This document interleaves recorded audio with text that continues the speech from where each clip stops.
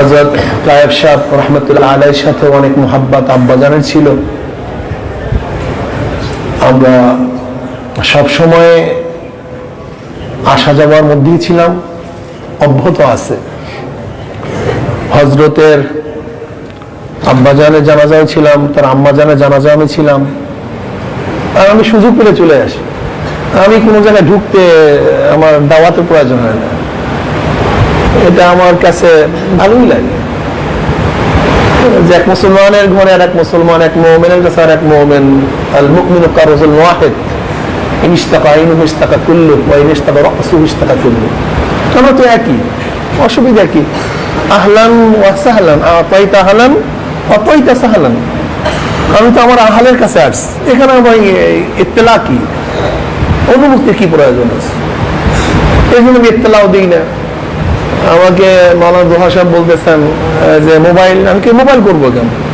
গিয়েই তো হাজির হবো, সে দেখবে আপনার দরজায় বুঝিয়ে আসছে। ব্যাস, আলহামদুলিল্লাহ। যাই হোক, কথা অনেক হয়ে গেছে, আর নসিহাতের কি প্রয়োজন? আপনারা জানেন সরদার দো আলম আলাইহিস সালাতু ওয়াস সালাম 570 ঈসাই সালে দুনিয়াতে এসেছেন। 610 ঈসাই সালে আল্লাহ পাকের তরফ থেকে ওহী নাযিল হয়। এরপর নবী আলাইহিস সালাতু ওয়াস সালাম মক্কা নগরীতে দাওয়াতি কাজ শুরু করেন। নবুয়তের চতুর্থ পঞ্চম নবুয়তি বৎসর নবী আলাইহিস সালাতু ওয়াস সালামের উপরে যে অবর্ণনীয় যে অবস্থা সৃষ্টি হয়েছে, যা চিন্তাও করা যায় না, আপনারা সবাই পড়েছেন। সেখানে মুসলমান হিজরত করতে বাধ্য হয়েছে।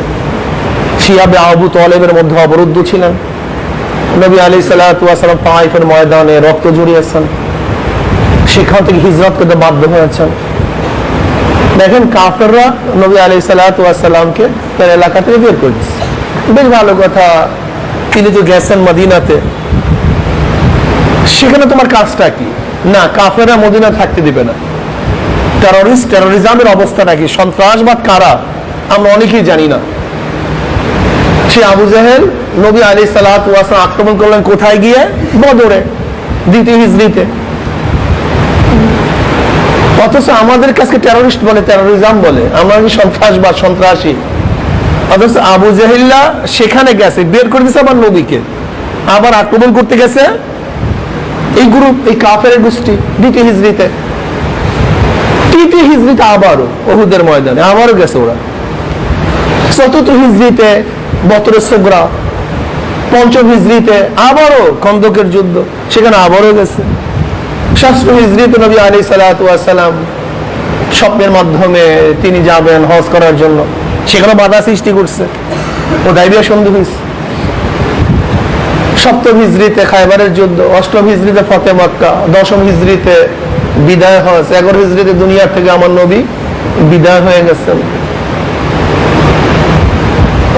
সরদার দো আলম আলাইহিস সালাতু ওয়াস সালাম এই দিনের দাওয়াত দিতে গিয়ে যে কষ্টগুলি করছেন, তার কোনো শেষ নাই, কোনো সীমা নেই। জাজিরাতুল আরবের মধ্য থেকে ইসলাম মোটামুটি বাইরে বের হওয়া শুরু হয়েছে। হযরত আবু বকর সিদ্দিক রাদিয়াল্লাহু তাআলা মাত্র 18 মাস ক্ষমতায় ছিলেন, তিনি দুনিয়া থেকে বিদায় হয়ে গেছেন। এই 18 মাসের মধ্যে সমস্যা কোনো শেষ নেই। নবী আলাইহিস সালাতু ওয়াস সালাম দুনিয়া থেকে বিদায় হওয়ার পরে তার পবিত্র দেহ মোবারক কোন জায়গায় দাফন করবে ইখতিলাফ শুরু হয়ে গেছে। কেউ বলে মক্কা, কেউ বলে মদিনা, কেউ বলে বাইতুল মুকাদ্দাস। আবু বকর সিদ্দিক রাদিয়াল্লাহু বললেন, না, নবীরা যেখানে দুনিয়া থেকে বিদায় হয় সেখানেই তাদের দাফন করতে হয়। ইখতিলাফ শেষ। এরপরে খেলাফত নিয়ে আলোচনা, কে খলিফাতুল মুমিনিন হবেন, ইখতিলাফ শুরু হয়ে গেছে। আনসারের মধ্য থেকে বলে আমাদের মধ্যে একজন হবে, মুহাজিরদের মধ্যে থেকে বলে আমাদের মধ্যে একজন হবে। আবু বকর সিদ্দিক বললেন আর আইম্মাতুল মিনাল কুরাইশ। ইখতিলাফ শেষ হয়ে গেল। এরপরে শুরু হয়ে গেছে মুনকিরিনে যাকাত, যাকাত অস্বীকারী। কেউ বলছে না, তাদের সাথে যুদ্ধ করতে হবে না। আবু বকর রাদিয়াল্লাহু বললেন, না, নবী আলাইহিস সালাতু ওয়াস জমানায় যারা উটের সাথে রশিকেও যাকাত দিতে অস্বীকার করলে তাদের বিরুদ্ধে আমরা যুদ্ধ করব। এরপর উসমান বিন যায়েদ রাদিয়াল্লাহু তাআলা আনহুকে 3000 সৈন্য নিয়ে নবী আলাইহিস সালাতু ওয়াস সালামের দুনিয়া থেকে বিদায় আসার আগেই তিনি নিজে অগ্রসর হয়ে প্রেরণ করছেন ওসামা বিন যায়েদ রাদিয়াল্লাহু তাআলা, যার বয়স মাত্র 17 বছর। প্রথমত শুনলেন নবী দুনিয়াতে বিদায় হয়ে গেছে, আবার ফিরে আসছেন। এরপরে আমার নবী বিদায় হওয়ার পরে তিনি যাবেন কি যাবেন না, ইখতিলাফ শুরু হয়ে গেছে, মতানৈক্য শুরু হয়ে গেছে। আবু বকর রাদিয়াল্লাহু বললেন, না, নবী আলাইহিস সালাতু ওয়াস সালাম যাকে প্রেরণ করছেন আমি অবশ্যই তাকে প্রেরণ করব। সাহাবারা বলছেন, না, বড় কোনো যোদ্ধাকে দেন, ওমর ইবনে খাত্তাবকে দেন, আলীউল মুর্তজাকে দেন, খালিদ বিন ওলীদের মতো যোদ্ধাদেরকে দেন। কিন্তু আবু বকর রাদিয়াল্লাহু বললেন, না, নবী আলাইহিস সালাতু ওয়াস সালাম যাকে নির্ধারণ করছেন তার বয়স যতই অল্প হোক না কেন তাকেই পাঠাতে হবে, অন্য কাউকে না। সুন্নাতের উপরে বরকরার ইস্তেকামত, কারণ তিনি জানেন মুসলমানদের বিজয় কোনদিন আধিক্য, যোদ্ধা, অর্থ, বাহ্যিক সরঞ্জামের মাধ্যমে হয় না। মুসলমানদের বিজয় সবসময় আল্লাহ পাকের রহমতের মাধ্যমে হয়।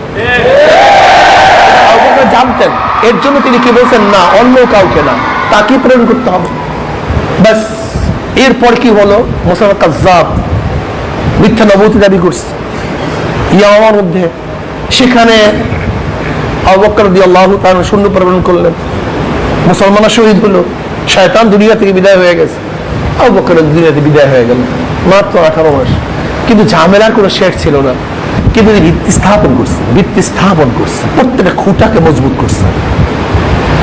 আবু বকর রাদিয়াল্লাহু তাআলা যদিও খেলাফতের আমলে বিজয় বেশি করতে পারেন নাই, কিন্তু খুঁটি মজবুত করে ফেলছেন, ভিত্তি স্থাপন করছেন, উসুল ঠিক করছেন, মূলনীতি ঠিক করছেন।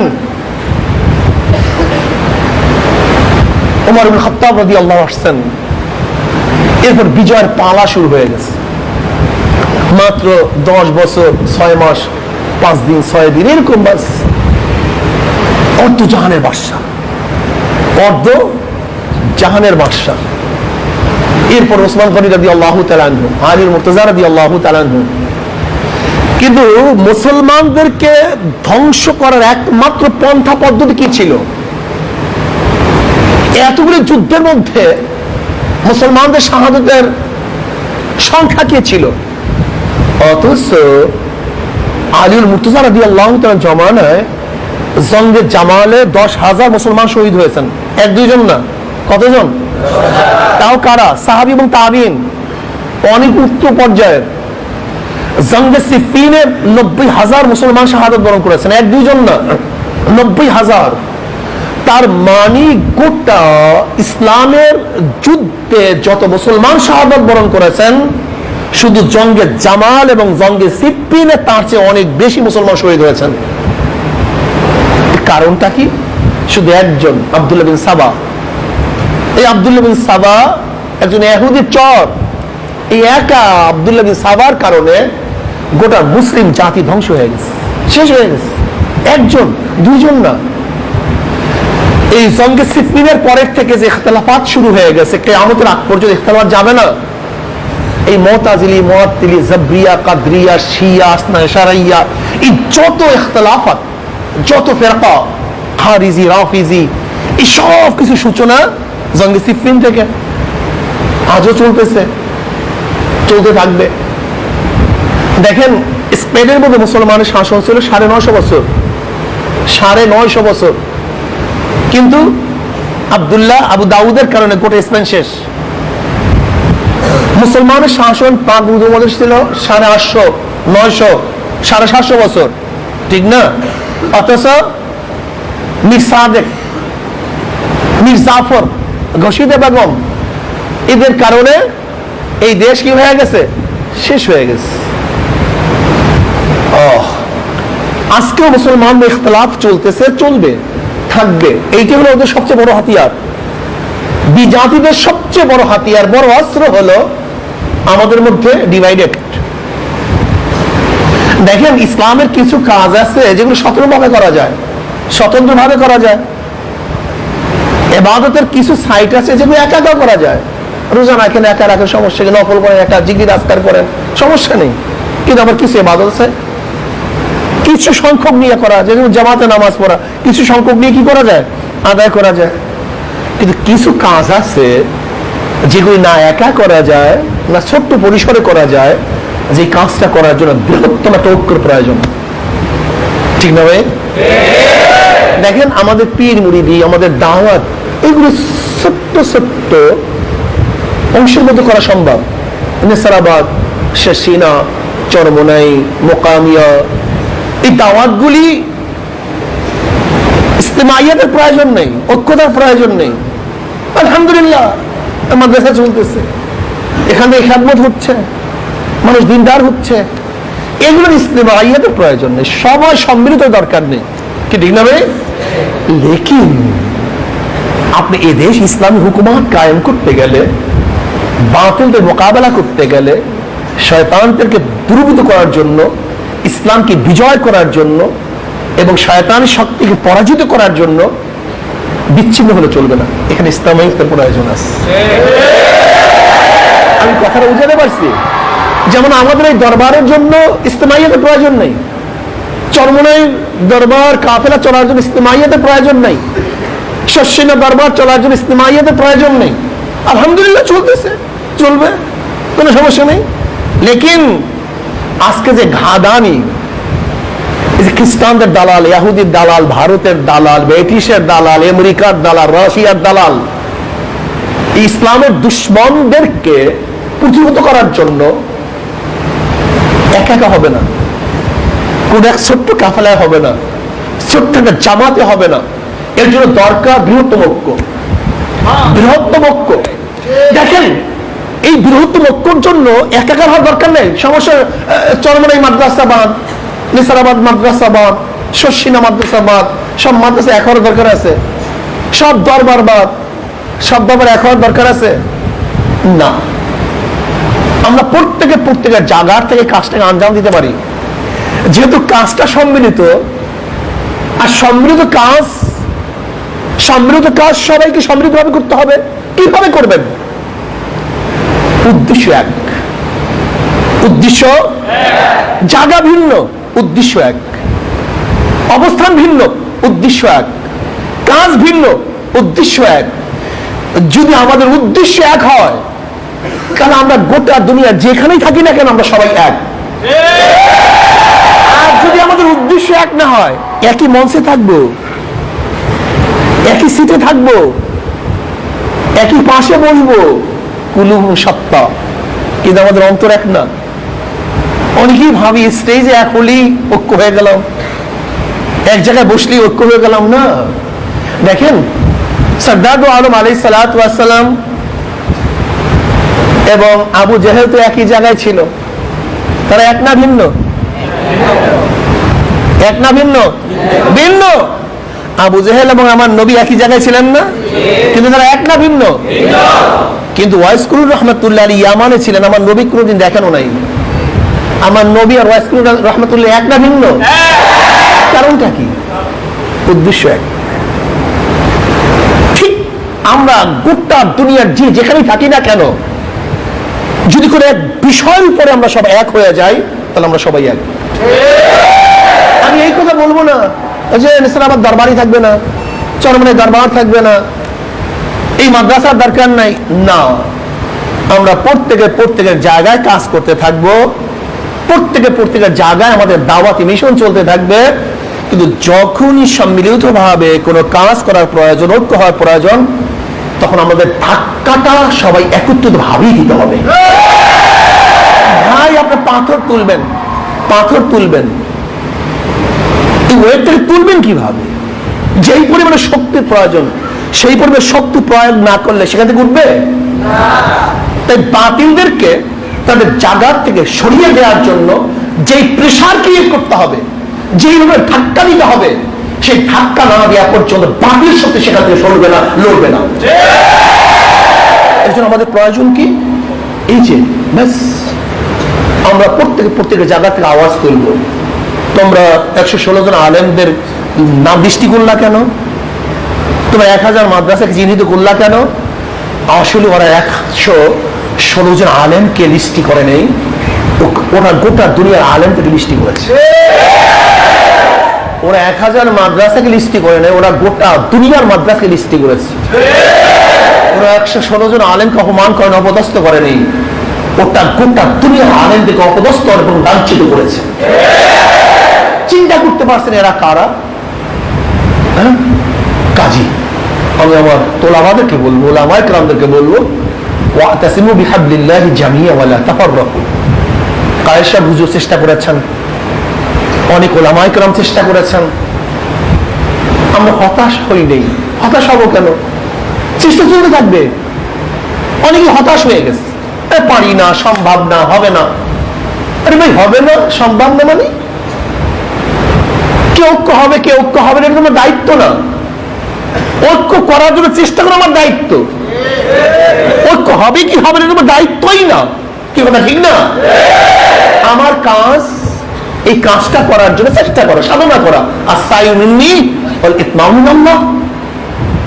কাজী আমি সমস্ত আমাদেরকে বলবো, আজকে ঘাদানিরা ওরা আসলে আমাদেরকে জাগ্রত করছে, আমাদের সুপ্ত ঈমানকে জাগ্রত করছে, আমাদের সজাগ করে দিয়েছে। ইনশাআল্লাহ আমরা বিশ্বাস করি, আমি বিশ্বাস করি আজও যদি বাংলাদেশের সমস্ত ওলামায়ে কেরাম নয়, সমস্ত ওলামাদের দরকার নেই, কিয়ৎ সংখ্যক ওলামায়ে কেরাম, কিয়ৎ সংখ্যক ওলামায়ে কেরাম একত্রিত হয়ে যদি আমরা রাজপথে হুঙ্কার মারি, তাহলে আমরা দেশ থেকে পালাতে বাধ্য হবে ইনশাআল্লাহ। কিয়ৎ সংখ্যক, আমি বিশ্বাস করেন হযরত বলেছেন সবাই দরকার নেই, কিয়ৎ কিছু অংশ, সবাই একা হবে না, হতে পারে না। আর আমাদের মধ্যে দুর্বলতা কি জানেন? অনেকেই বলবে সরকার কোনো কিছু করবে না, এটা আমলে নেয় নেই, তো এটা গ্রহণযোগ্যতা নেই, ব্যাস শেষ। কিন্তু আপনি জানেন লিস্টি কি জিনিস? লিস্টি কি জিনিস জানেন আপনি? বিশাল বই ছাপিয়েছে 2200 পৃষ্ঠা ব্যতীত ব্যাপী, 2200 পৃষ্ঠা, 1-2 পৃষ্ঠা না, 3000 টাকা মূল্য। আমরা নিয়ে আসছি, আমার নাম 4 নম্বরে, আমার ভাই 2 নম্বরে, সাজিদুর রহমান 2 নম্বরে, আর নুরুল ইসলাম উলিফুর সাহেব দামাত বারকাতুহুম 1 নম্বরে, আমি সিরিয়ালে 4 নম্বরে আছি। দেখেন ওরা আমাদেরকে ভয় দিতে চায়, ভীতি সৃষ্টি করতে চায়, ভয় পেয়ে যাবো, লিস্টে দিছে দুদুকে তমুক তমুক। আমরা কি ভয় পাওয়ার জাতি কন্ত? যারা মৃত্যুর সাথে আলিঙ্গন করে, মৃত্যু তালাশ করে, মৃত্যুর খোঁজ করে, কোথায় মৃত্যু আছে, কোথায় শহীদ হওয়া যায়, তাদেরকে মৃত্যুর ভয় দিয়ে করে লাভ নেই, আসলেও লাভ নেই। যারা সব সময় স্বপ্ন দেখে কখন ফাঁসিতে ঝুলি, তাদেরকে ফাঁসি রশি দেখিয়ে কোনো লাভ নেই। যারা সব সময় স্বপ্ন দেখে কোন যেন আবদ্ধ হয়ে যায়, তাদেরকে জেলের ভয় দেখিয়ে কোনো লাভ নেই। আমরা মৃত্যুর পরোয়া করি না, আমরা সবসময় আলিঙ্গন করতে চাই। ইয়া আইয়ুহাল্লাযীনা হাদু ইন যাআমতুম আন্নাকুম আউলিয়াউ লিল্লাহি মিন দুনিন নাসি ফাতামান্নাউল মাউতা ইন কুনতুম সালিহিন ওয়া লা ইয়াতামান্নাউনাহু আবাদান বিমা কদ্দামাত আইদিহিম আল্লাহু আলিমুম বিয-যালিমিন। ইহুদিরা মৃত্যুর ভয় করতে পারে, কিন্তু মুসলমান মৃত্যুর ভয় করতে পারে না। কাজে আসুন আমরা সবাই বৃহত্তম কাজে ঐক্যবদ্ধভাবে কাজ করব। আল্লাহ আমাকে এবং আমাদের সবাইকে বৃহত্তম কাজে ঐক্য হওয়ার তৌফিক দান করেন, একে অপরের সাথে মিল মহব্বত রাখার তৌফিক দান করেন। আল মুমিনু কারজুল ওয়াহিদ ইন ইশতাকা আইনুহু ইশতাকা কুল্লু ওয়া ইন ইশতাকা রাসু ইশতাকা কুল্লু। হুব্বু ফিল্লাহ বুগযু ফিল্লাহ। আমাদের মহব্বত আল্লাহর জন্য, আমাদের শত্রুতাও আল্লাহর জন্য। কাজে আল্লাহ আমাকে এবং আমাদের সবাইকে কবুল ও মঞ্জুর করে নেন, আমার হযরতকে কবুল করে নেন, আরো বেশি বেশি দিনের খেদমত আঞ্জাম দেওয়ার তৌফিক আল্লাহ পাক আমাদের সবাইকে দান করেন, আর আমাদের সবার কলবকে আল্লাহ পাক এক করে দেন। সুবহানাকাল্লাহুম্মা ওয়া বিহামদিকা আশহাদু আল্লা ইলাহা ইল্লা আনতা আস্তাগফিরুকা